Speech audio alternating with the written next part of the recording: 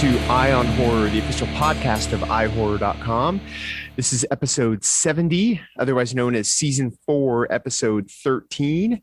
I am your host, James J. Edwards, and with me, as always, is your other host, Jacob Davison. How you doing, Jacob? Doing good. Just got off of work and excited to be back. Yeah, we are recording this in the dead of night because that's when our scheduling is.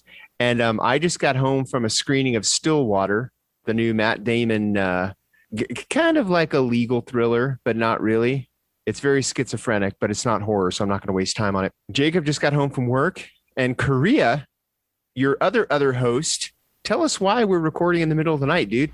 Welcome to Eye on Horror After Hours, where things get steamy.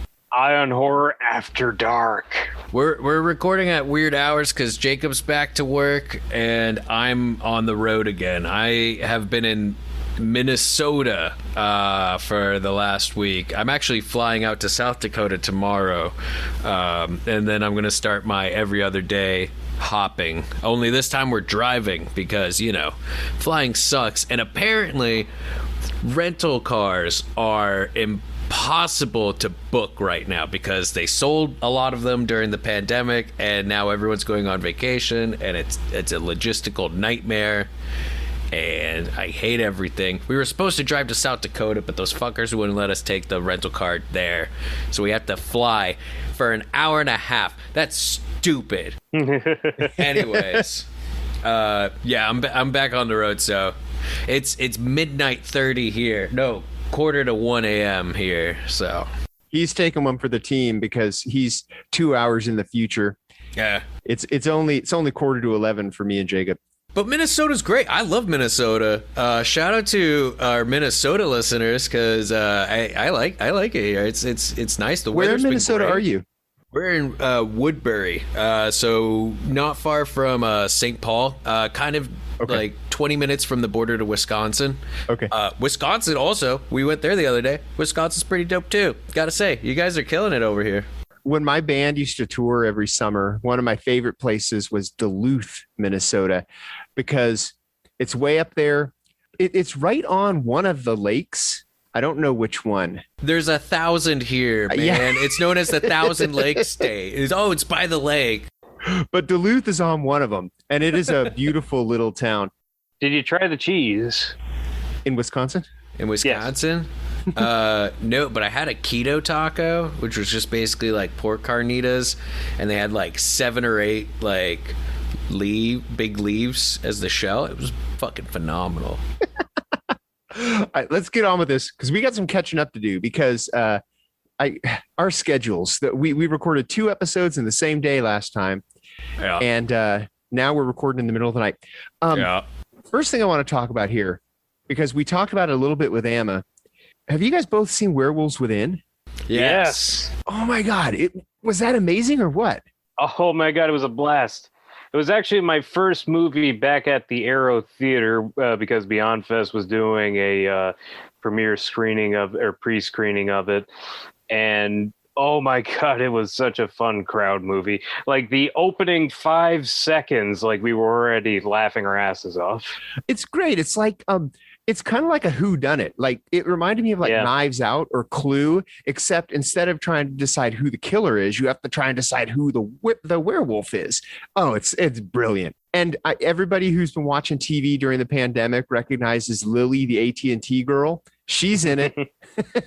Yeah, and it actually reminded me of The Beast Must Die. Yeah, it's kind of similar because another one where you have to guess who the werewolf is, but not quite as obvious as The Beast Must Die. Well, also no werewolf clock in yeah. Werewolves Within, which you know could have been improved with a werewolf clock. Well, the thing is, Werewolves Within is like every character is a red herring. So it's like just when you think you know, and then you're like, okay, that's not it. And then, okay, no, this is the guy. Well, no. Okay, no.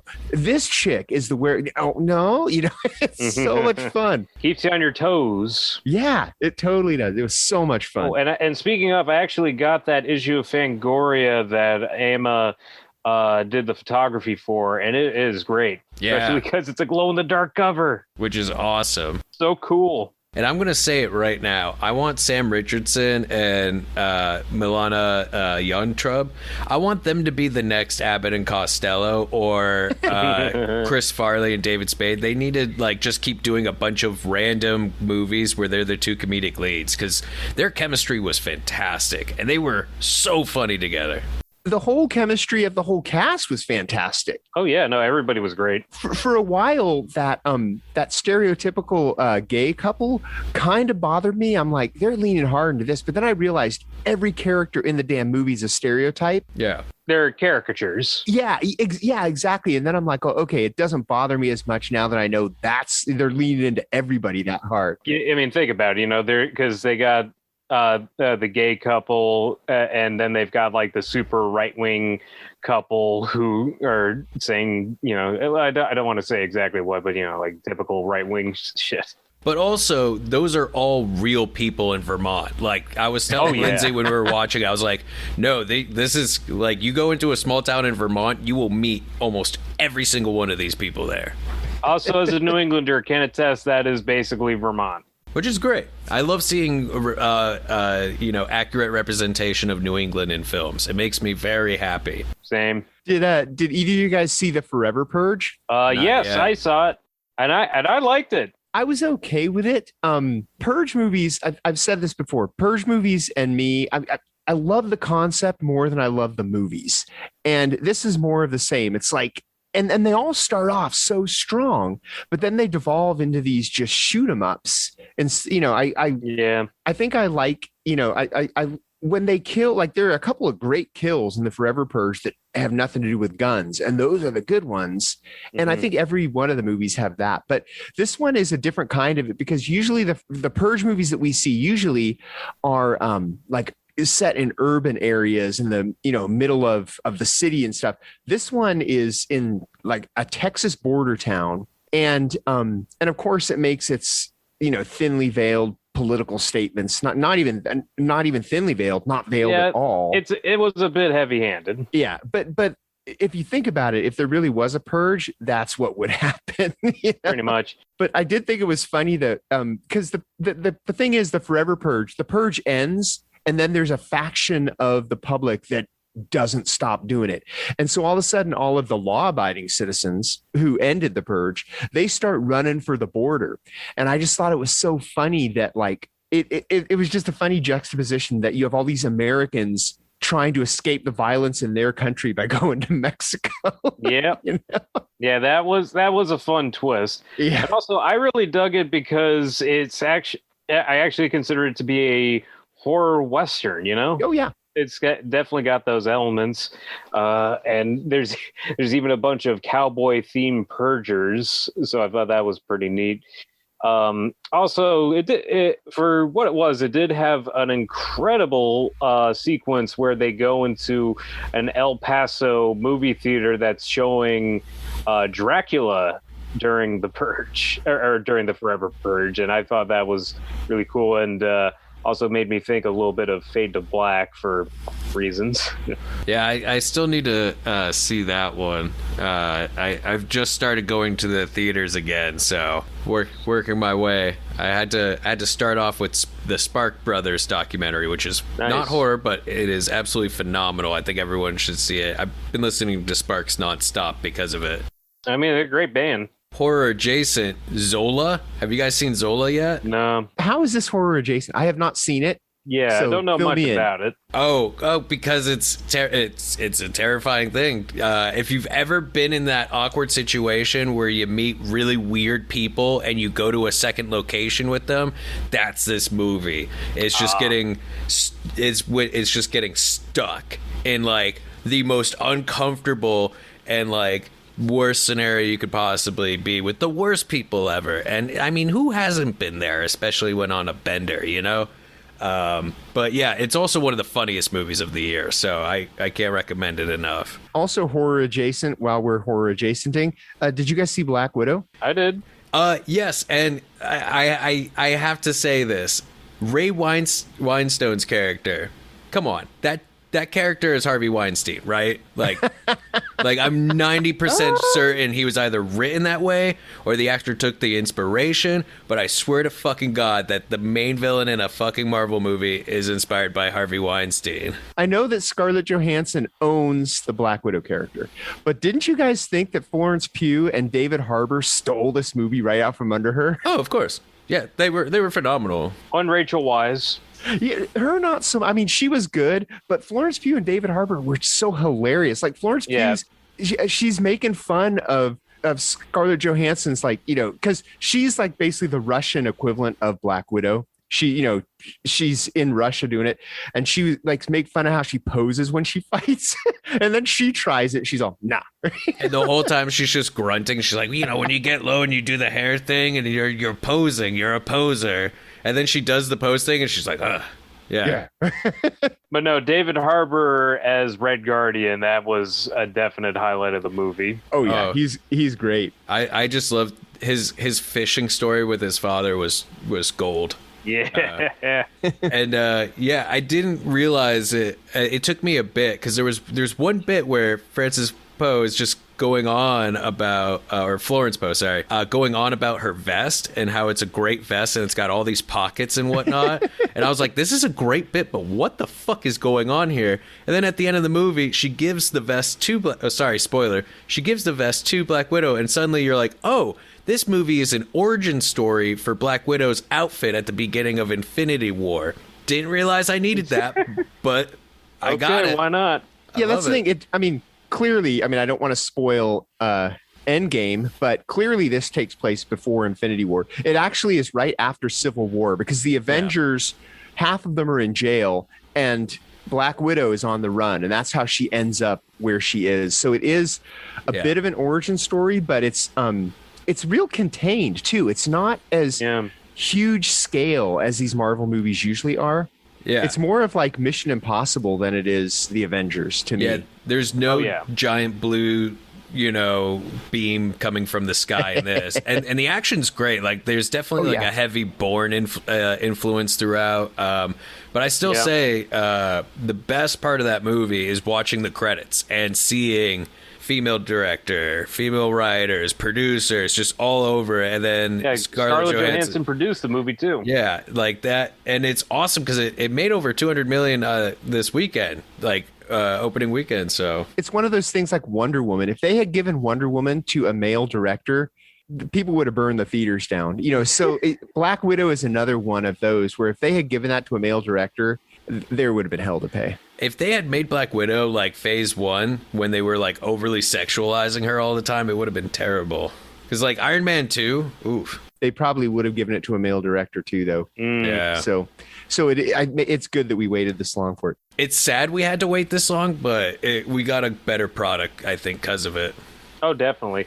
And on that note of kind of female-led action movies that kind of horror adjacent, I was actually at the premiere of Gunpowder Milkshake at the New Beverly on 35mm. Oh, how is it? I hear it's more like a Jackie Chan than John Wick. Yeah, no, that is accurate. It's a lot of slapstick action, and it gets pretty violent over the top. So yeah, I can see that comparison, although has a little bit of a John Wick vibe. Oh, yeah. But no, it was so much fun, and Karen Gillan really gets to shine. And without spoiling too much, like there's also there's this great bit with like these gangsters dressed as Universal monsters. And there were some great shootouts and beatdowns, and again, don't want to go too into it because spoilers, but it's some jaw-dropping stuff. First of all, would totally join that gang.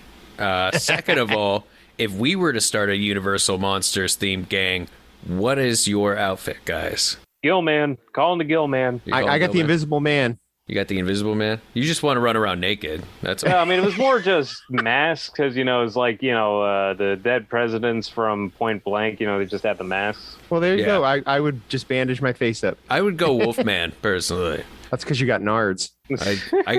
I I got shot in the nards with a t-shirt gun at a. Oh, you never forget Beyond Fest. Beyond Fest. I miss you. My nuts don't, but me, I do. But yeah, no, just Gunpowder Milkshake though. A lot of fun. Definitely recommended. See it in theaters if you can. I guess if you're in LA, I think it's playing for a few more nights. It'd probably be out of theaters by the time this plays. But it was just so much fun. I actually finally cracked into my copy of Severin's Tales of the Uncanny, the documentary they made about horror anthologies. Oh yeah, I love that documentary. I got it's now a part of my top 5 quarantine movies, like movies that were made during quarantine. I thought it was so well done, and I do this all the time. I'll watch a documentary about a genre and I'll buy a bunch of movies from it. And so I've just been like collecting. My anthology collection has grown exponentially because of it. But it did get me to finally also crack open my copy of From Beyond the Grave. And I'm so sad I haven't watched that movie sooner, because that movie that's a good one. It's phenomenal. But I have to mention the story with Donald Pleasance and his actual daughter is one of the creepiest and most well done like horror anthology shorts. It's such a slow burn. So weird. It's so weird. I loved it so much. Like there was just so much with it I didn't understand, but it was just And she looks so much like him. They got the same eyes. It's the devil's eyes. It's a weird one, man. But yeah, absolutely phenomenal. Speaking of Donald Pleasance, I just want to say shout out to Scream Factory for making my year by announcing Alone in the Fucking Dark. Oh, yes, finally. Oh, my God. Anybody who's listened to 10 minutes of any episode of our podcast knows that is like a holy grail on Blu-ray for me. And Scream Factory is coming through hardcore. Yeah, it's finally happening. I thought you were going to say thank you for forcing me to rebuy Halloween 1 through 5 yet again, Scream Factory. In 4K. Not doing that. Not doing that. I did it. Diabolic DVD had a really good deal on them, so I figured why the fuck not? I would feel like I was disrespecting Alone in the Dark if I didn't pre-order it, so I did pre-order it, but I'm not buying the Halloween movies again. Yeah, no, I gotta get a 4K TV before I do that. But yeah, no, I'm excited for Alone in the Dark too. I was very lucky to have seen it theatrically at the New Beverly All Night Horror Show a couple years back, and yeah, it just blew the audience away. So I'm honestly surprised it took this long. I'm excited for more people to see it because I think there are a lot of people who know the reputation but haven't seen it, and now that it's Jack Scream, Shoulder's first movie. It's so, I mean, in that cast, Martin Landau, Jack Palance is in it. It's Don Pleasance. With that cast, how the hell did it take this long? I know that it was a rights thing, but still, how the hell did it take this long? Back in anthologies, I actually got a new release from a new label called Culture Shock Releasing, called Creek Tales. Ooh. It's like the shot on video anthology from the 80s. And so it's something I caught, I think, online a long time ago. And yeah, it's a goofy, fun movie. Like the framing device is like these ghouls steal a bunch of VHS tapes and pizza for their monster party on Halloween. And there's these 6 stories. It's kind of a long anthology too. It's like an hour and 45 minutes, but it's got all these wacky stories. Like there's a simple one where it's just like a kid's afraid there's a monster in his closet. There's a woman held hostage by her crazy aunt. There's a bunch of hunters after a werewolf. And this is interesting. There's one about a purse snatcher played by SpongeBob SquarePants' own Tom Kenny, who also sings about his purse snatching, except he steals from the wrong old lady and steals the wrong purse. I first saw Creep Tales because it came with it came on one of those public domain, like, 10 movies on one disc for $5. Okay. And the transfer was so bad, like it was terrible. I'm really glad that somebody, because I've always liked it, but I'm really glad somebody has actually restored it. Yeah, this is a pretty good transfer too. Like, it's a lot clearer now, like way better than anything I've ever seen before. It's also just great seeing Tom Kenny pop up and stuff, and then you hear the SpongeBob voice come out. Like, if you ever seen Shakes the Clown, he plays like a cocaine addicted clown, and there's just like one part where he does like a fat line, and then just does the SpongeBob voice, and it's just the weirdest thing where suddenly my childhood is just like warped, where it's just like, oh god, is that just his Coke voice? Oh. That raises a lot of questions about SpongeBob's recreational habits. He just soaks it up like a sponge. What? He was trying to do the SpongeBob laugh. This is why we don't record late at night. No. He just got off work, so we know he's not drunk. I don't know what's going on.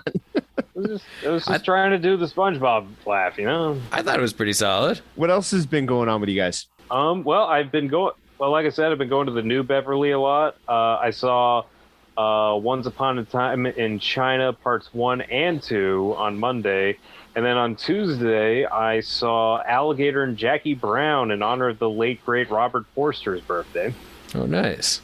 Yeah, so no, those were a lot of fun. And man, and speaking of movies that should be on Blu-ray, why haven't we gotten Alligator on Blu-ray? I was just about to say that. Yeah, I don't know. Yeah, no, we need Alligator on Blu-ray. Like, in honor of Robert Forster. It's what he would have wanted. Now that we're getting Alone in the Dark on Blu-ray, we can start focusing our collective energy on Alligator now. As we should. The world needs it. Because it worked for Alone in the Dark. Yeah. That was all us. Oh, yeah, no, we deserve the credit for that one. Now, this isn't something I've watched, but do you guys follow Kino Lorber on Twitter? Because I know what you're gonna. Because this was one of the greatest interactions I've ever seen on Twitter from like a label to its audience. Because Kino announced that they're releasing Misery in 4K, which I'm super excited for. I'm definitely gonna pre-order that. I fucking love that movie. And their 4K transfers are really good. Their Mad Max release was phenomenal. Even Hannibal was like really good looking. Not as good as that Howard the Duck transfer in 4K. Like, holy shit, that movie had no right looking that good. Anyways, I digress. So on it, they basically say that they have an agreement with MGM now. And so, you know, there's always, and whenever a label announces we're releasing this, there's always some jackal that's like, oh, well, why don't you release this? Oh, why don't you need to release this? It's usually James shouting about Alone in the Dark, but he stopped doing that recently. So someone said, hey, why don't you guys release Sleepaway Camp 3? And this was just a guy who just who didn't get the Scream Factory release, and he doesn't want to play scalper prices. But Kino replied saying, we have no interest in releasing Sleepaway Camp 3. So this guy leaned hard into it, and he just goes, you guys put out It's Pat the movie on Blu-ray, but Sleepaway Camp 3 is just one step too far, 10-4.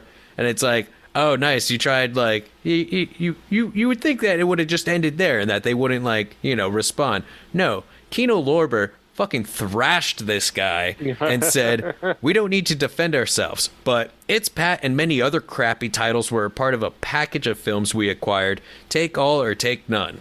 Also, It's Pat had never been out on HD. This shitty sequel has already been released on Blu-ray. Ho-ho! Ooh, get this guy some ointment. And It's Pat. And Sleepaway Camp 3. Wasn't It's Pat written by Tarantino? What? I think he ghost wrote it, or like script doctored it. It's one of those two, but yeah, he definitely helped out because he was friends with the woman behind it. Yeah. Was there Julia Sweeney or? Yeah, I believe so. She's in Pulp Fiction. She's the owner of the car wrecking lot that they go to, that the wolf goes to breakfast with.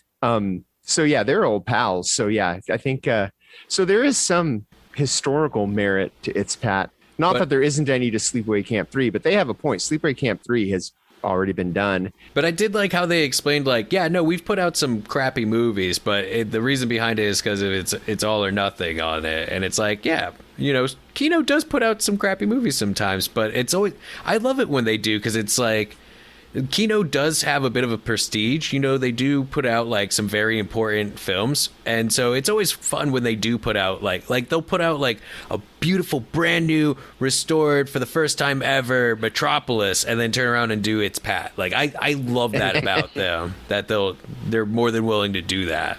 You just want a Criterion copy of Freddy Got Fingered. It just, whenever you see something like that from Kino, it gives you hope that Criterion's going to do Freddy Got Fingered. Someday. Instead, they're just going to keep doing Wes Anderson movies. Did either of you guys watch The Tomorrow War? No, not yet, although I've been hearing good things. Good is a bit of a hard sell. It's fun. It's not a good movie. You really have to suspend your disbelief. You have to suspend your disbelief with any movie that deals with time travel, except The Butterfly Effect, because that was 100% legit. But anyway, I mean, it is what it is. And, basically the premise is mankind is fighting a war 30 years in the future, and it's the Earth against these aliens. And Earth is getting its ass kicked. So in order to find soldiers, they go back in time and start drafting people from now. And they're barely training them. They're throwing a gun in their hand, and then they're jumping them into the future. Yeah. And Chris Pratt is like the main character, and he jumps forward in time. And, it's a fun little disposable science fiction movie. But when he jumps forward in time, things go wrong with the jump. And when he lands in the future, it's right out of Saving Private Ryan. It is pretty horrific. That's probably that scene is worth dialing it up on Prime alone. Just, his initial jump to the future is just horrifying. Two things real quick. So when you think of the perfect time travel movie, it's Butterfly Effect? Like that's your go-to time travel? Like, I'm not judging. That's your pick. I was actually just joking, not even joking, because I'm completely serious, but two other members of the San Diego Film Critics Society jokingly threatened to kick me out because I said Butterfly Effect would be in my top 10 of all time. So yeah, I would say that. No. Again, no judgment. I mean, to each their clone, but yeah, that's just an interesting hill to Did you just say to each their clone? Yeah. And second, if they draft people from the past, that means that person isn't in the future, or their kin isn't. No, see, you're starting to figure it out. Did they not think that through? No, they did. If they bring Sarah Connor to the future to fight the robots, there's no John Connor. No, I mean, this isn't spoiling too much, but basically, when they're screening people to send into the future, they have to make sure that they are dead by the time 30 years comes by. So that's why when they put Chris Pratt on this machine and they look it up, they go, okay, he's eligible. And then he's like, oh, what the fuck does that mean? And he figures out that he's actually going to die in 7 years. Whoa. But they always say that they won't tell him how or exactly what day or any of that. It's all secretive because, they don't want to change the future. They don't want to change the future when they're taking people out of the past. Well, no, because if they change the future, if that person lives longer and then there's two of them in the future, it'll fuck everything up. So they do consider that in the Tomorrow War. Oh, I'm glad they really thought that out. It sounds like a great plan. Yeah, no, I'm sure it's completely intricately told to rival Back to the Future. It basically sounds like the reverse action version of that episode of South Park when people from the future came back in time to work. Or kind of like a side movie to Edge of Tomorrow. I was about to say, this does sound similar to Edge of Tomorrow, but Edge of Tomorrow rules. So. Oh, it does. It truly does. I was just thinking about, I saw the trailer for Jungle Cruise before Black Widow, and I couldn't help but sit there and be like, man, Emily Blunt is going to carry the shit out of that movie, isn't she? It was just saying a lot, because The Rock's also in it, and The Rock's great. I mean, come on, Rampage. But that's what I thought about A Quiet Place Part 2, and Millicent Simmons carried the shit out of that movie, so... Well, yeah, they didn't really give... That is also true. They didn't give Emily Blunt anything in that movie. Which is weird, because it was her husband who wrote and directed it. Hey, I mean, he had a more interesting story for, the daughter. It happens. Mm-hmm. It was a more interesting story. Have either of you guys dove into the Fear Street movies? Oh, yeah. Yeah. I was at the outdoor premiere of Fear Street 1994. Oh my God. I saw the pictures of that. Did they only show 1994? They didn't Yeah, show it was 78? Yeah, it was just that one. I've seen all three of them. Nice. Even though when we record this, the third one doesn't drop until tomorrow, but I'm cool like that. So I've seen the whole trilogy. I can tell you that the third, in my opinion, 1666, is the weakest. But the reason is it doesn't lean as hard into the nostalgia. I love 94 because it was like watching a lost Scream movie, kind of. Right. You know, it was just the whole aesthetic. And I don't care what people are saying. Yeah, I don't care if that garbage song actually came out in 95. Every single needle drop in that movie is freaking perfect. Did you see the tweet where someone was like, "Oh, for those who are angry about music, about certain songs in Fear Street not matching with the year, wait till you get to 1666 because none of that music is from 1666." Well, here's the funny thing: the needle drops stop in 1666. Because they didn't have needles then. Except, here's the deal though with that: they do jump back forward to 1994 in order to wrap things up, Right. and you do get needle drops then. But when they're in 1666, there's no needle drops. But 78, it's more of the same. It's like it. And Grant, yeah, Friday the 13th came out in 1980. So to those people who are like, it's actually has more of a 70s vibe, I think, than an 80s. But it is definitely a slasher. So that's kind of fun too. Like 78 has a 70s vibe, but it's got the 80s setting. You know what? Yeah. If that makes sense. Like, because the summer camp killings, that was an 80s thing. But yeah, overall, it's. And one of the things that I found really funny about, because I've only seen the first two, I could have watched them, but I wanted to experience it as like. They kind of intended, like, with it coming out each week, and honestly the wait has made it like really good, especially when they do the recaps. It's been working really well for this. Well, my screeners have actually come one every week, so I have had to wait. I just see it a couple days early. Oh, you see it a couple days early. Gotcha.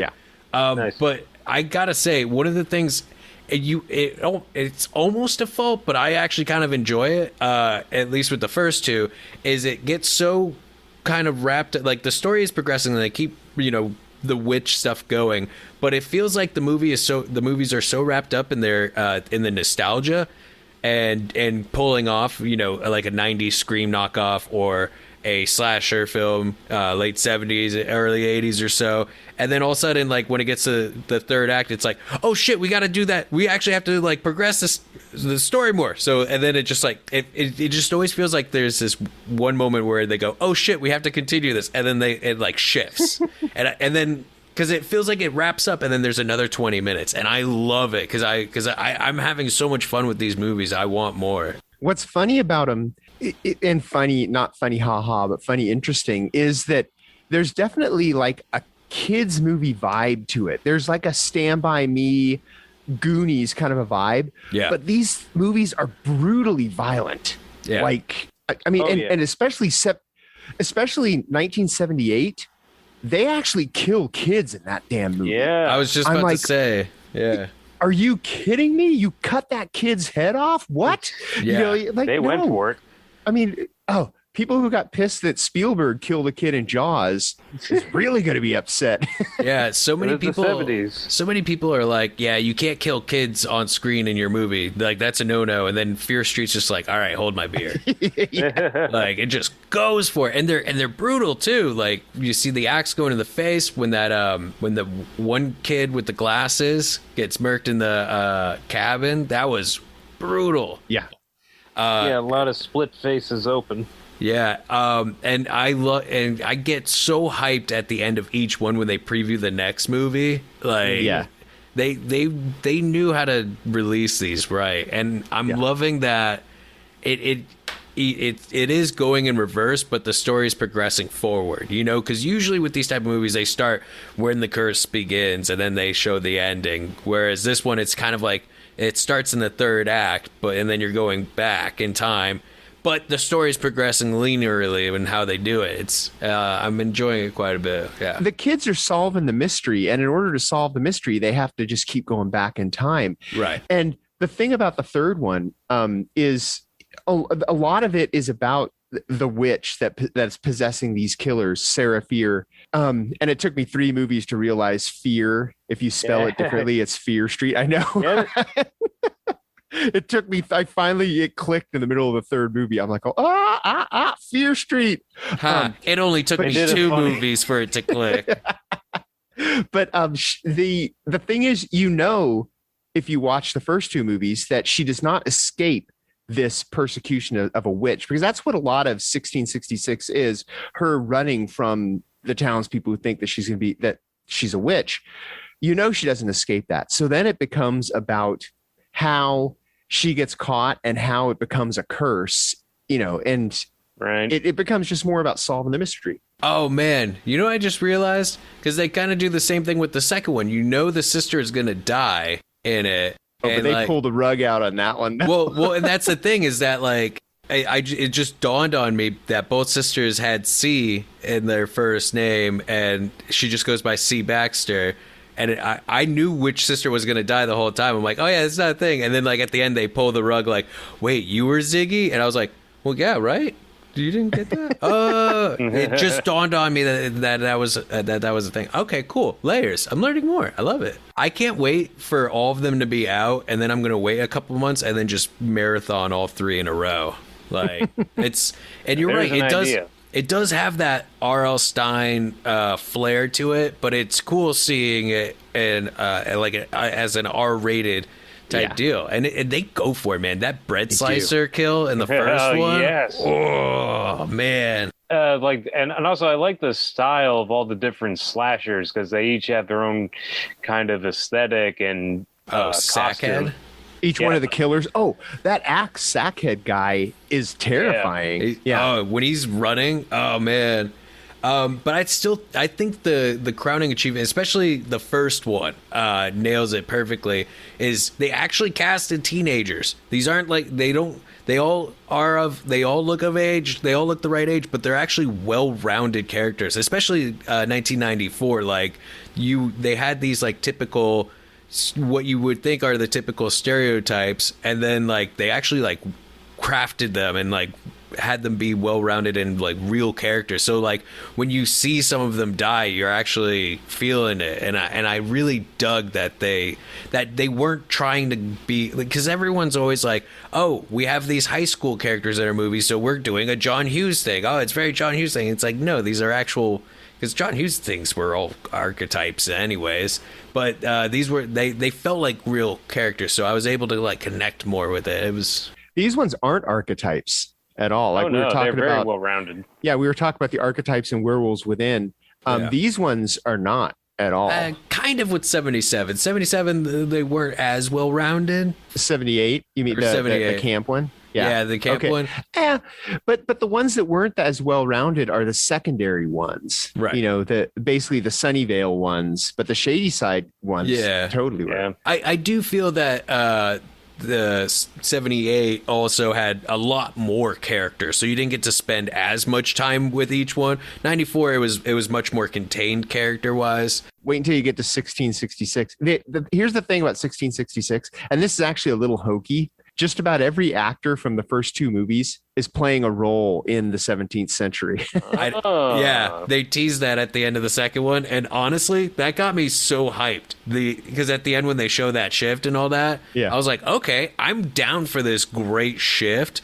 Yeah, because also I haven't seen 3 obviously, but my speculation with it is that it's not going back in time, and that Sarah Freer is making the main character relive all this, and that's why the familiar faces are playing those characters, like a Wizard of Oz type deal. Yeah, but you kind of see it at the end of 2 when she kind of goes into that trance, and you can tell that she's kind of teleported into that body. So that is, but all of her friends go with her. Yeah, like Wizard of Oz. You were there, and you were there, and you were there, and you were, and there were monkeys. Because we're the kings of segues. Let's seg this into our topic, which is kind of going to be R.L. Stine and how he kind of influenced our impressionable ages, I guess. Yes. I was a little older when like these Fear Street and Goosebumps books came out. So I was more into the Goosebumps books, mainly because they were quick reads. I could just, pick one up for a few bucks, read it, and they were pretty much all the same. But I loved them because I could just burn through them real quick. And I love the Goosebumps TV show. Yeah. Because they actually followed the books. And that's also kind of what I loved about the Goosebumps movies is that they didn't. What they did is, if you haven't seen the movies, it basically the monsters from the books come out and terrorize the town. Yeah, so, it kind of becomes meta. And yeah. They got Jack Black of all people to play R.L. Stine. And Slappy the Dummy. Oh, right. And the Invisible Boy. Yeah. Yeah. So he gets to do a lot of roles in those. So I was always more into Goosebumps than Fear Street, I think, when it comes to R.L. Stine. What about you guys? Yeah, no, I feel kind of similar, though I was younger, of course. I didn't. I was in the target demographic for those types of books, so I ate them up.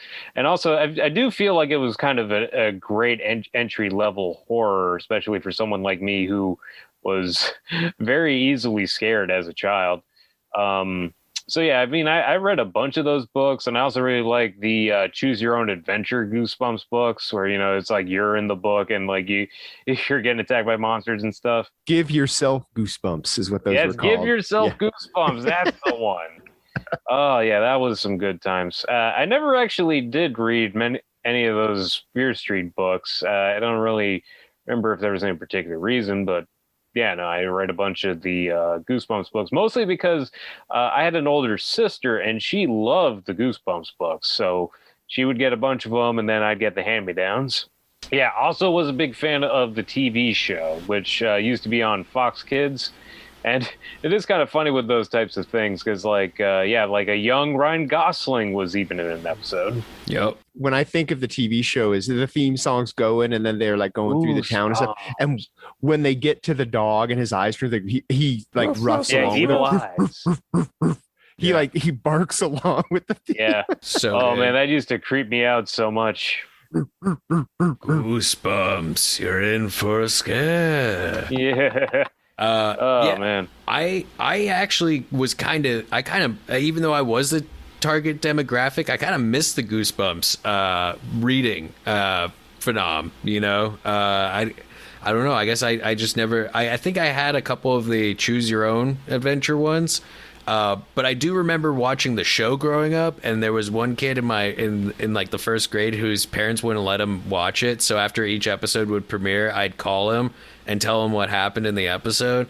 That's about. I never, and then I didn't know about Fear Street at all until they announced the movie, and I was like, oh, that sounds dope. Fear Street. It was his R.L. Stine series for older kids, but he also did a bunch of books along the same lines that were not in the Fear Street series, but they were, R.L. Stine would pump out a book a week, I feel, because he would do a Goosebumps book and a Fear Street book every month. And then he would have these little standalone ones. So, and then I guess maybe he'd take a week off a month. I don't know, but he was pumping them out in the 90s. Machine. Yeah, absolutely. And, like I said, a lot of the Goosebumps books were the same. You just, you could just put a different monster in it. Yeah, they were pretty formulaic. Yeah, absolutely. But hey, it probably bought that dude several houses, so he did something right. But the Fear Street books, I never really got too into those. But you know what I was into at the same time? There was Christopher Pike. Do you guys remember Christopher Pike from Star Trek? Right, first captain. It's a different author who was if R.L. Stine's listening to this, he's probably going to be like, oh, fuck you for bringing up Christopher Pike. He was probably his biggest competition for that older market, not so much the Goosebumps, but the Fear Street books, because Christopher Pike's books, I thought they were a little more creative and they were actually scarier, I thought.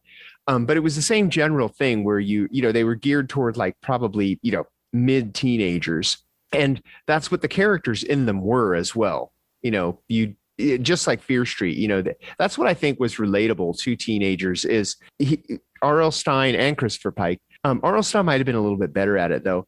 Got into the heads of the teenagers. So he wrote pretty realistic kids. I just love too how people forget like the Goosebumps books and the franchise were so big at the time that there were so many imitators even from existing franchises. Like I was a big fan of Galaxy of Fear books from Star Wars, where they did kind of YA scary stories set in Star Wars of all things, which that needs an adaptation. Oh god, yes.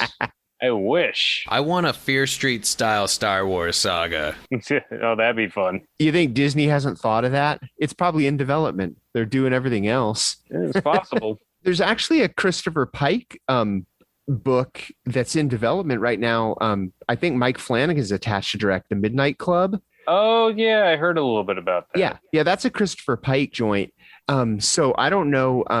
I want to say it might be for Hulu, but that might be wrong. It might be for someone completely different. If it's Flanagan, it's probably with Netflix because they've been right. Getting, and he's doing another adaptation as well for them that I can't remember.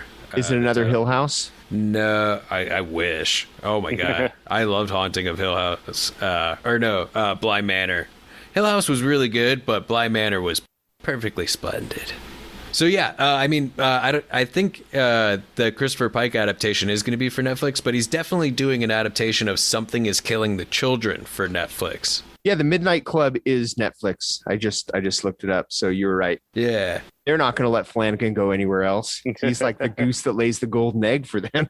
Yeah, pretty much. I mean, if you ran a service and you had Mike Flanagan, would you let him go ever? I mean, come on. I'd give him blank checks. Yeah.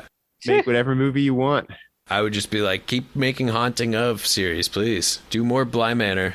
Hey, he was able to film Gerald's Game. He can do whatever the hell he wants because that's an unfilmable book. He made Dr. Sleep make sense and be good. Stephen King's got to love him. I bet he does.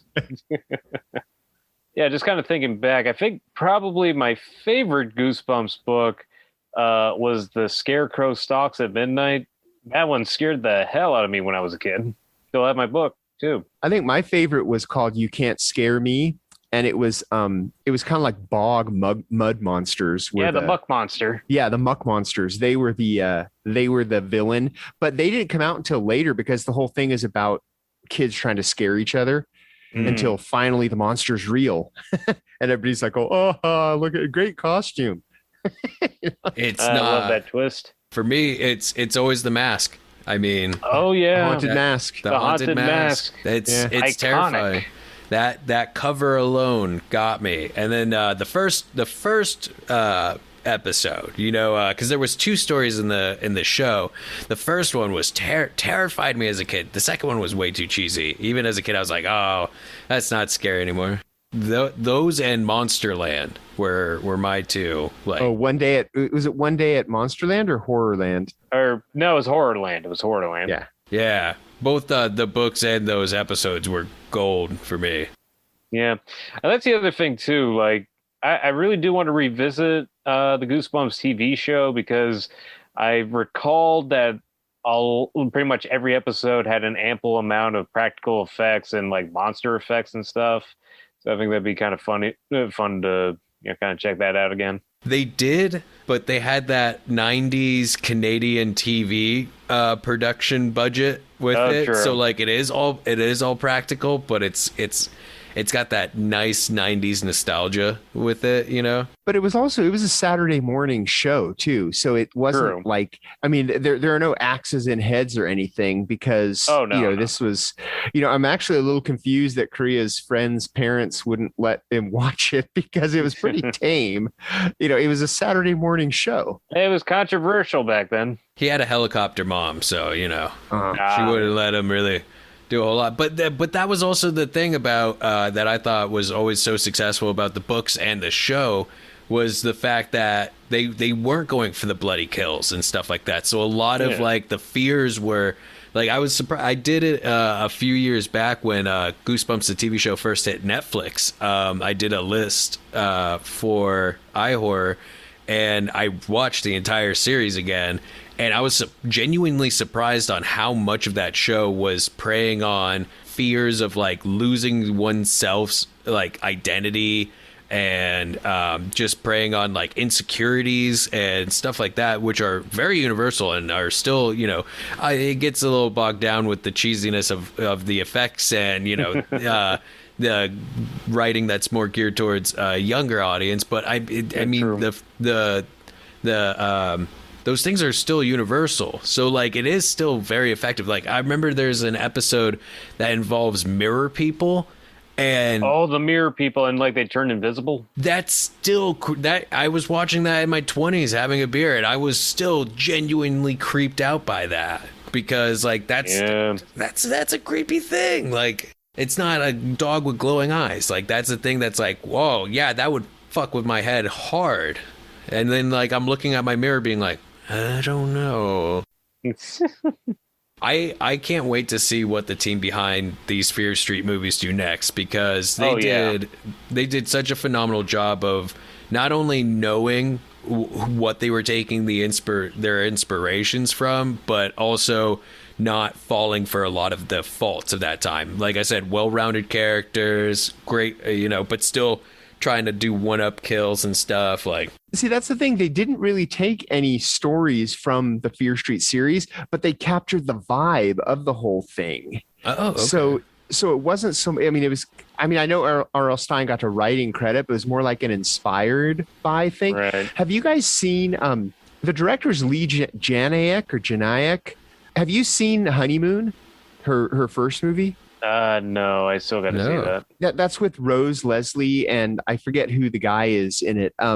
It's basically about a newly married couple who goes on their honeymoon, and the woman starts acting like really crazy. It's a pretty freaky movie. I'll have to what's it called again? Honeymoon? It's just called Honeymoon. Yeah. Yeah, I'll have to check that out. It's like maybe 5 or 6 years old. But yeah, interested in seeing what she does next. And yeah, no, I gotta say that I do appreciate that they went so hard with the Fear Street book adaptations, because that is, because it's kind of gateway horror, but at the same time, it is gorier than most R-rated movies nowadays. Yeah, it earns the R. Oh, extremely so. I mean, and even some of the sex. I mean, there's no nudity, but it starts going on, some of the groping and touchy feely, and you're like, yeah, it's pretty heavy. You're like, okay, they're aggressive. Here's an R. Yeah. like you said, no nudity, but they're pretty graphic. Like it does get intense. They're going for it. Yeah, right. I mean, damn horny teenagers. Horny teenagers do what horny teenagers do, which is generally each other. Yep. And again, I just love the different the different slashers that they have for these stories. Like, there's the Baghead Axeman for the summer camp. There's also like that weird kid with like the creepy doll head, and the weird witch. Just the one that's just like a teenage girl, but it's like the witch. And then there's Rose.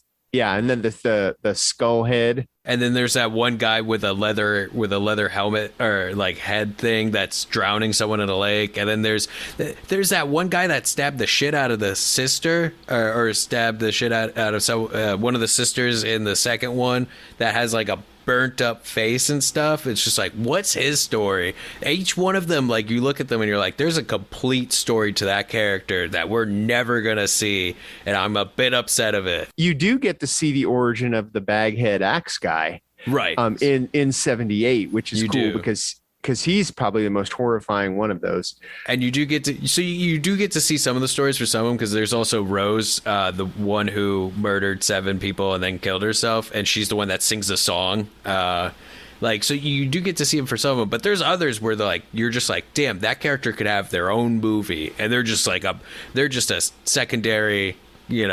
What is up with that doll head one with the bat though? Like that little fucker, like. Every time it comes on, it's just like, I can't help but think, like, what's your deal? Like, what? There's a couple more movies. We could do like a 1983, Yeah. a 1965. We joke, but they could honestly do like a series of like just 20-minute like things and just go through each one of the shady side killers and just like show like what they did. And they just call it the further adventures of the witch's influence or some shit. There you go. If you're listening, Lee, make it happen. We'll watch. It's what the people demand. Mine that well dry. Like I'm down for far more Fear Streets, and I can't wait for 1666. But I am gonna wait a little bit because I did promise Lindsay that even though I'm on the road, we're gonna try to stream it at the same time in different places because we're cute like that. Aw. Aww. All right. On that cute note, let's get the hell out of here. Let's go to bed. So yeah, our theme song is by Restless Spirit, so go check them out. Our artwork is by Chris Fisher, so go check him out.